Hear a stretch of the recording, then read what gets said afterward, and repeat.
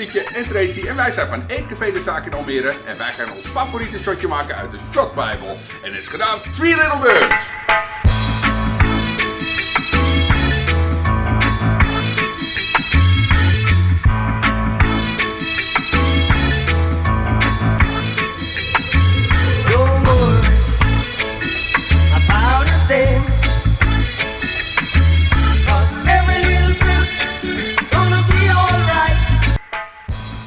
Dit is ons favoriete shot, de Three Little Birds in Eetcafé de Zaak. En we eindelijk wat drinken.